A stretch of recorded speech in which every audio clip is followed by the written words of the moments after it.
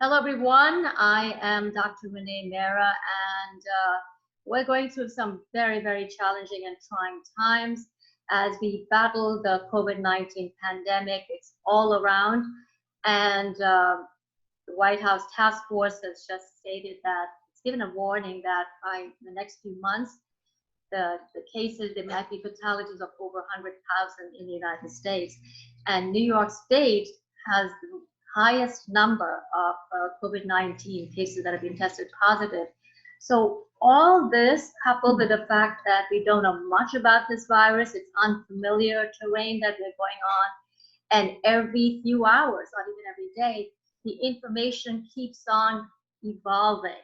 So that creates a lot of vulnerability and panic and anxiety, including myself. I feel many times worried. Did I touch my face after I touched some surface or something? So there's a lot to talk about it, and there's a lot to stay calm in this whole trying, challenging times.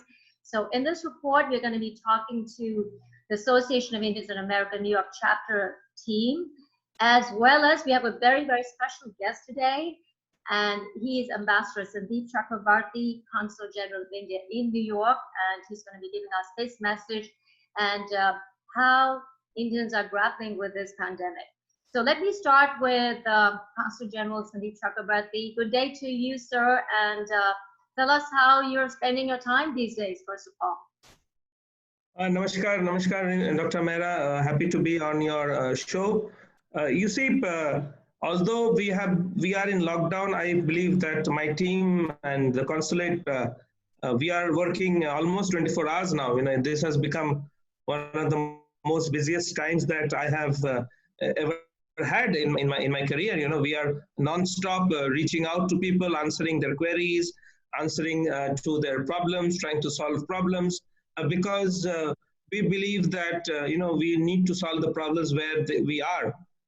And Indian American community is doubly affected. We are affected by what is happening in the United States. Being in New York, New Jersey, this area is the epicenter of the epicenter. So our work is affected, our minds are affected, because now we know people whom, or we are aware of people whom we know who are inflicted with the virus or have even passed away. So it's not a very comfortable situation. It is, we see people around us. I don't want to give names, but all of us know such people who were there a few days back and are no longer with us today. So it's a very difficult situation. Secondly, our community is also affected by what's happening in India. The situation in India, we don't want the virus to expand in India like the way it has expanded here. And also, there are issues with our people because there are these travel restrictions. You cannot just hop onto a plane and go to India, and it has affected people in various ways. Students have not been able to go home. People have been stranded here. So there is also this question of reaching out to people, supporting them, sometimes with accommodation, with food, with money. So it's an ongoing operation that the consulate is running, and we are taking the help of several organizations, including AIA and doctors and API and everybody who is willing to come forward. We are working with them, and it is a challenge, and it's a new way of working. We cannot have physical contact with people. Everything is online and using the modern technology, but we are trying to be there. We cannot retreat. We have to be there in the forefront, and at least people should feel that have this consolation that if they need help, they can turn to the consulate. One thing which I want to also take the opportunity to say is that both here in the United States and in India, the most powerful tool or weapon to fight the virus is social distancing. There is no way any health system can handle the number of cases that will come if the virus expands the way it has done in China or now in the New York. You see, the New York health system is at its extreme situation. It's a desperate situation, and the number of deaths are rising because any health system cannot handle so many cases. And Dr. Shah will be able to explain much better than I do. But reading the media, watching television, one gets the feeling that the New York health system is at a breaking point, and we are not yet at the peak. So I would just take this opportunity to everyone. Sometimes people are callous. They feel कि क्या होगा, छोटा सा virus है ये, हम बाहर जाएंगे तो कुछ नहीं होगा. Let us, and some of the infections have been spread because of very callous behavior, people not respecting others' right to health and right to life, and only being obsessed by one's own rights, and that has spread the virus. We know what happened in Florida. People who come from Florida have brought the virus. They went partying during spring break in Florida. We have seen congregations in India where people violated the lockdown, and that has spread virus. So I just want to reiterate that every organization, every individual should maintain the precautions that are being said, and it shows results. I was saying the US map, which was tweeted by Governor Phil Murphy of New Jersey, where he says that look, because of social distancing in New Jersey and New York, the rise in cases is reducing, whereas it is spreading in other states where they are not following social distancing. So, we have the proof, and all the doctors are saying that, and there is no miracle cure of the COVID virus. There is no vaccine for the COVID virus. So till that time, those things come. I think the mantra and the Brahmastra against COVID is maintaining social distance, and if you have to go out in public, wear your mask, use all the precautions, wash your hands and hand sanitizer, etc., and just keep maintain distance. I think that's the only way we can take this forward and defeat the virus. But I just want to also say that if members of the Indian community are listening in here, and if you have issues, if you are facing any problem, do reach out to us. We are playing the role of being facilitator. It's not that we can do everything on our own, but we are good in connecting demand and supply. Somebody is in need, we will be able to connect to somebody who is able to help. And there are a lot of offer of help. I'm really touched and really overwhelmed by the amount of help that we are receiving from the community, whether it is in terms of food, in terms of accommodation, in terms of money. People are coming forward, and we will be in a good position to match the two. So if anyone is in need, whether there is an Indian student or an Indian who is stranded here, and do reach out to our consulate on any platform, on our helplines, and I assure you that we will listen to you and we'll try to help you. So the emergency services are still open if somebody has to travel to emergency. You see, travel is not possible at this moment. Flights are suspended till the 14th of April, and we need to just wait till the flights resume. There are no plans of any evacuation flight because the numbers are staggering. And even if you want to do a maths of it, it will be quite impossible because the numbers are huge. The Indian American or the Indian community in America is huge, and we cannot physically evacuate people. And the point is that even if people evacuated, they will have to be quarantined. And how can you quarantine such huge numbers of people in any facility in India? Thirdly, India is in complete lockdown. And many parts of the US are also in lockdown. So in such conditions, it is very difficult to operate such flights. So if you have to travel, you just have to postpone your plans and wait till the commercial flights are resumed. Thank you so much, Ambassador Chakravorty, Consul General in New York. Exactly what we are talking about, following the guidelines by the Centers for Disease Control and Prevention. Social distancing is so very important, using the mask, wearing gloves when you touching something, or then sanitizing your hands. These are important guidelines for good hygiene. I'm going to go now to our AI members, Association of Indians in America, New York chapter, and Harish Thakkar is the president. And I'm going to get to Harish Thakkar in just a few minutes, but I'm going to go to Dr. Shashi Shah, and he's the chairman of the Medical Leadership Council, Northwell LIJ Valley Stream Hospital. And Dr. Shashi Shah,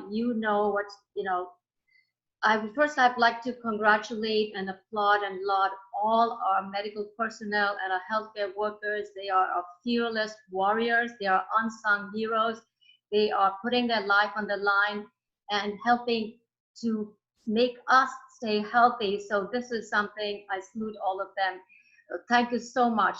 And also, there's so many other essential services, people that are delivering food or groceries or the mail.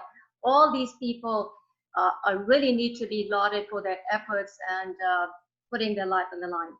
Dr. Shashi Shah, give us an overview at Northwell, LIJ, from the leadership perspective. Give us some data. Let us know what's happening in the emergency rooms. Renee, first of all, thank you so much. And these are challenging times. That's an understatement. I don't think we have seen anything like that in our lifetime. And hopefully this will be the last time, but we never know. So this is challenging, but I think there is no reason to fear. It's normal to be fearful and afraid of such situation. But I'll go to our CEO and the president, Mr. Michael Dowling. He was on the interview, I think yesterday or today with Newsday. And I'll repeat what he said. Right now, we have 3,100 patients of coronavirus in our system. Now, when we say Northwell Health System, we have a huge system, and they are in Long Island, in New York City, in Long Island, in Nassau County, Suffolk County, Westchester, and in Brooklyn. So we take, in Staten Island, we take all these hospitals in the of the system. And we are discharging 300 patients a day after treating of coronavirus. So that's a good news, that just because somebody has coronavirus does not mean they are going to die. So this is news for the people to say, look, yes, we are getting infected and there is no cure for it. Means that there is no treatment directed against the coronavirus itself. But the effects of coronavirus, that is when you, most of the symptoms are very minor. 80% of the people's symptoms are very minor. But the scare, like you were telling me your story, that you got a little sore throat and we worry, oh my God, is coronavirus, am I going to die? The answer is, you get these symptoms. Many of us are going to get these symptoms, but 80% of the people doesn't have to go anywhere. They can be treated at home just like common cold and they will be all right. 20% of the people who end up in the hospital, they require respiratory support. So out of that, in ICU, 28% of these people are ending up in ICU. And about 30% of them are getting on the ventilators and all that. And there are protocols. We are treating these, our system is treating these patients. It's a teamwork. There's no one person who is treating it. We are the whole team, and the whole team is working together. And the team also involves nurses and paramedics, suppliers. It's a tremendous support. And this is the time when the whole system comes in. Not only that, for the people who might not have heard, the governors issued an order that if suppose one hospital is overloaded with the patients, we can transfer to another hospital. Not only within Northwell, but like different system, Northwell, Catholic Health System, Sunni Health System, they all can transfer the patients between themselves. One hospital is overloaded, we can transfer patient to another system without any red tape. That's really becoming one. Right now, we are asking about supplies. According to Michael Dowling, we have enough supplies right now. But we are preparing for the peak. And we are preparing. In the governor has passed the orders that the ventilators, which may be in the upstate, which are not being used right now, we need them downstate. They are being transferred here. When we go down here, and the peak reaches here, it reaches somewhere else, we can transfer the supplies there. You might have heard that in Javits Center, 2,500 beds, hospital has been sent. Now they are going to accept the COVID virus patients themselves. So the whole country, the whole state, all people are getting together. The important part is to tell the people what they can do. The medical part we are doing, I'm not going to go into the details of what is being done in the hospital because that will not interest the common people. The common people are saying, what can they do? Number one, it was droplet, and now they get confused. What is this other thing they are spreading? That's called aerosols. What is the difference in aerosol and droplets? They are size of the drops. Droplets are created when we cough and sneeze, but aerosols are created even when we breathe or when we talk. Like in the winter, when the temperature is sub-zero, you might have seen when we breathe, like steam coming out of our mouth. That shows those the aerosols. So this virus can spread by that too. So what is being recommended right now is, and 20% patients don't even have any symptoms. They don't even know they have it.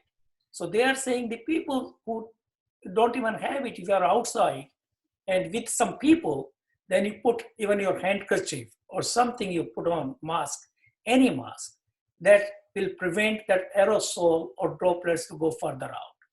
So common people can. Let me interrupt you. So if I'm in the elevator and there's only one person with me, and I do need to wear a mask, but it's aerosolized for 3 hours at least in the air, if somebody coughed and sneezed even before that person got in. So it could be not the person who's standing next to me, but somebody who was there a couple of hours ago in the elevator. So the virus is in the air, it's aerosolized. Right.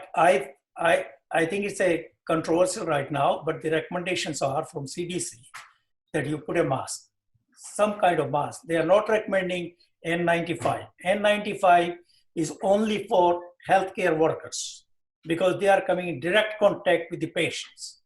And mask doesn't have to be a surgical mask because it may not be available. You can use any clothes or anything for that purpose because the load is so low that you will, not only that you are protecting yourself, you are protecting others too. Because when a person is going in, he's also leaving droplets and aerosols on the surface. So right now, the best thing is to cover your mouth with something if you are in public place. That's the best recommendation. At home, within your home, one does not have to keep washing their knobs and all that.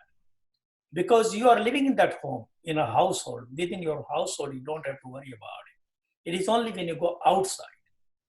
Okay. And then the other question comes in about washing hands or sanitization. Washing hands with soap and water is the preferred way. And that reason is because you're not only washing everything else, you're washing dirt and everything else. If soap and water is not available, only then you use sanitizer. Otherwise, washing hands is preferable. So I just want to make that issues. And I'm hearing so many things. So I'm trying to answer what questions public may have and to calm down their fears. Now, don't worry. Dr. Shah, coming back from outside, so inside we know that we don't have to be so stringent about this or clean the doorknobs unless we haven't gone out.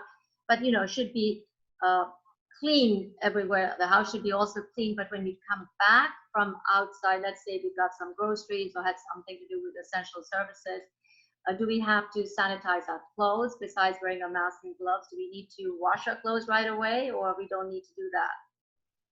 Well, the better thing is because you don't know how much you've been exposed. Like if you have overcoat right now, everybody's feeling cold. So your overcoat, so that overcoat you can put right in the closet as you enter in the house. So you're not taking it everywhere else. But after a few hours, this virus will disseminate, deactivate by itself. So you can put that on the side. So you are already there. Gloves, you don't have to. I personally am not using gloves outside because then you feel so secure. You may be touching so many things and you become careless. So as long as you have to be more careful. And myself personally, I'm not wearing gloves outside when I go for the grocery. I'm not going inside. My son is going because he says you are older, so you stay away. My son is younger, he goes, but he's not using gloves. And when you bring grocery, mostly it is in the paper bags. So we leave it for about a couple of hours and then take the grocery out, put it right inside. I'm not washing the grocery myself inside before I put it in the refrigerator. That I'm not doing it. And this is your. And what if it's a perishable item? You've got to put it in the fridge. Let's say it's a carton of milk. So how do we go about that? Do you wash that carton before you put it in the refrigerator? No. I'm not doing it personally, but if you wash it, I don't think there is any downside but I will not be using any alcohol or any Dettol or anything like that. As I said, water will dilute it and wash it as good as anything else. There is no need to use soap at that point, but I think water, and if you want to use soap, because be careful, you don't want to contaminate your food, not with virus, but something else. Some chemicals may get in. So you have to be careful. Absolutely, yeah. Because that's very important. You may avoid that and then you can poison your food. Then what?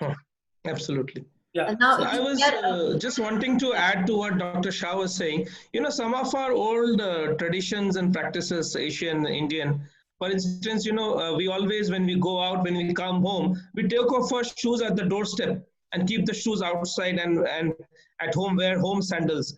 Or have clothes that you wear outside.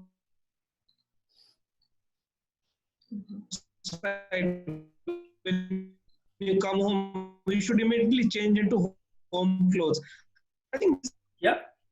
these are old. I think we're losing you somehow a little bit over here. Yeah. I'll just reiterate what Ambassador Sandeep You ji wear was outside, saying. don't wear them at home. It's not that you start with a clothes and you wear it inside, outside, and then you go to sleep in them. I don't think these are hygiene. What our parents had taught us. I think that they had a lot of value and sense, and I think we should just go back to those practices, though they are healthy practices. Not wearing outside shoes at home. I think it's a very Indian way, and I think there was a lot of merit in it. Absolutely. And lastly, Dr. Shah, I know we're clearing all the misconceptions and myths that are surrounding COVID-19. Cardboard boxes that come, in the mail, do we leave them for 24 hours outside, then cut it and then throw the box out and then take the contents in? Yeah, you can do that. Right now, the food being supplied, they are not doing anything like that. Say, for example, you're getting pizza or some food, the boxes, I think people are taking them inside, but you can leave it right at the door. There's no downside to that. Use common sense. There is nothing, that number one, the chance of spreading by that is not as high as direct contact. Right. Social distancing is more important. I think these things are minor. There's no evidence so far that there is spread that way. Put it this way. Yeah. Now there's precautionary.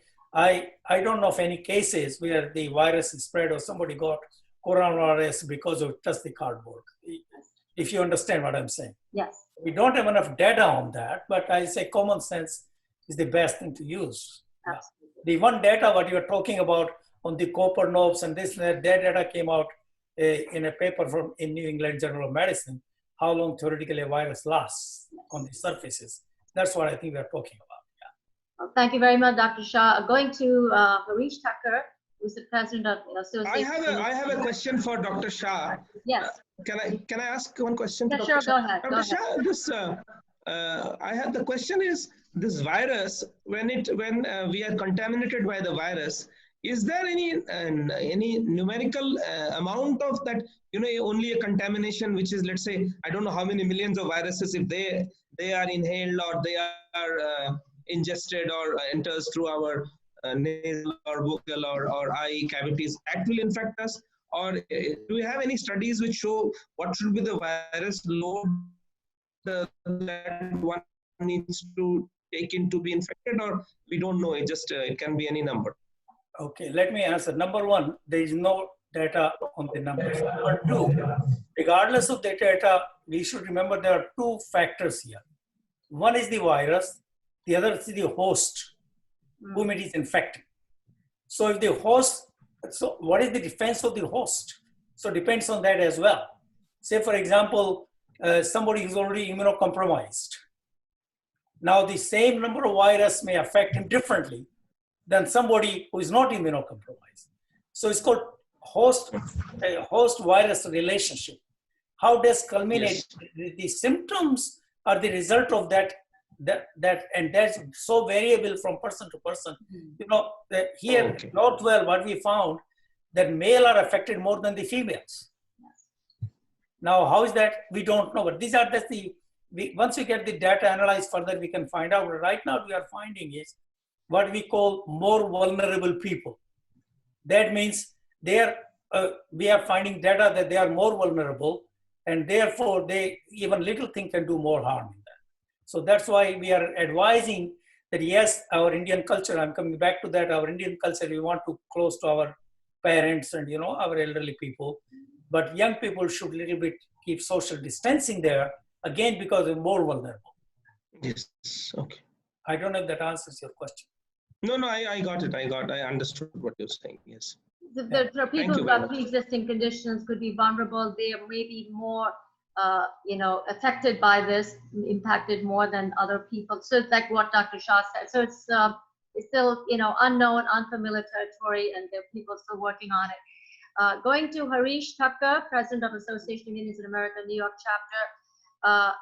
Harish, can you tell us, what we can do to support our South Asian community, how we can actually, especially children or the elderly or the vulnerable, what is your take? What would be your perspective on this? Namaskar all. Renee, it's a very tough time, and to coming out from this crisis as a strong community, it depends on our ability to help other people, like especially the seniors, senior citizens, and the neighbors. I think we should check or call the people who have a disease like a diabetes or lung disease or heart disease, and we need to check them, call them. Easy to do is just pick up the call and find out how they're doing. I think it's a really rough time. I mean, I have my two friends. They are hospitalized right now, and the most people I'm speaking with is really is heartbreaking, and I never seen like this for last so many years. This is like unbelievable. And I think other thing we can do is small businesses is suffering a lot, and our small businesses. I'm hearing that look at the stock market. It's like a big crash in the market, and people worried about the businessmen, even the restaurant owners. I'm speaking with some couple owners. They own small business and the restaurant. They're really suffering. So it's like this huge effect. Not only the people with uh, small to large, either even the health issue is there, but I think there's the other effect is there, the economic effect. And I think we should help the small businesses shop where we go, like in our local neighborhood, we need to find out if they are okay and how we can help them. And other thing, we need to be very creative this time. Creative means, we need to use the technology, the Facebook, the Zoom, what we're doing. So check with your people that you're close to them, your families, friends. And also, like, I think what I'm realizing, the kids, they are home right nowadays, and they are suffering a lot. And they're asking questions, Daddy, what's going on? Mommy, what's going on? And how long they'll go on? That's a big effect on them also nowadays. So I think we need to see how we can help them also. So I think there's a way we can come together. Like give example, like Discovery Channel, they have came up with it's a non-profit organization, and what they're doing is they're doing online videos and games for the kids and for the families, so they can be creative and they spend more time with the family. And I think virtual the technology is a huge nowadays, and we should take advantage and be connected with each other and more creative. You can be more creative, like doing a painting, crafting, or knitting, or gardening. Like you can do with the Zoom technology nowadays. You can be connect with anybody and really have that connection, and people feel more safer and more like they are close to each other. And of course, we need to help a non-profit organization, association, and see what we can come together and help each other. Yeah, and I think the children as well. I think we're in this. The positive side is we're eliminating the digital divide. Every child has got a computer or laptop, given those who can't afford it. The city is giving them each child, every member of the family. Let's say there are 5 kids in the Yeah, family. there's a lot of Each good. one gets a computer too, because they have to go online for their classes. So I think it's bringing everybody together in one way, eliminating the digital divide. I mean, the positive side, if you want to look at it, the air pollution is less everywhere because nobody's out. And we just hope that social distancing will help everybody to, prevent the spread. And AI has always been at the forefront, helping the community. And with your vision, Harish, Thakkar, we can, even in these challenging times, support the community, reach out to them through online, through Zoom, or through other, digital devices, and make them feel that they're not alone, especially the elderly, the vulnerable, those who may have pre-existing conditions. They need some sort of solace and some sort of encouragement that everything is okay. And I think AI can be very much be part and parcel and integrate its vision and reach out to the community at large. So Yeah, even those small sign you can put outside your home, like everything will be okay. I've seen a lot of people doing that. I think that's really helpful. People feel like when they feel comfortable, they see there is hope. I think the hope is a big thing nowadays. exactly. And believe me, people are suffering, and small thing is going to go a long way. You just check your neighbors, the people just make a phone calls. That's the easiest way you can do. And be kindness. I think the kindness is very important. I think this is the time we have to be united, stronger ever, and keep our other things on side. Focus on uniting together. Absolutely. I think that's a very great word, be kind and compassionate. That is so very important. Reach out to everybody that, nobody's alone. We're all in it together, and we'll fight this battle together and, grapple through this panic and fear that's consumed all of us. So I want to thank our Ambassador, Consul General of India in New York, Mr. Sandeep Chakravorty, Harish Thakkar, President of the Association of Indians in America, New York chapter, and Dr. Shashi Shah, who is the Chairman, Medical Leadership Council, Northwell LIJ Valley Stream Hospital. And thank you all. And most importantly, stay positive, stay home, stay safe, stay healthy. I'm Dr. Renee. Renee, I want to say one more thing, that AI is always ready to help our community. If they require any kind of help, we can do our best to help them out. They can reach out to us or go to our website, www.daianewyork.org. There's a phone number there, email address is there, or you can call me directly at 917-557-1042, or simply email us, and we'll happy to help you whatever way we can. Thank you so much, gentlemen. Thank you once again and again. Stay positive. Stay positive in these challenging, trying times. It is so very important to boost up your immunity and stay healthy and stay home so that we do not spread this pandemic anymore. Thank you very much. Good day to all of you. I'm Dr. Renee Mehrra. Thank you. Thank you. Thank you, Renee. Thank you. Thank you, Renee. Thanks.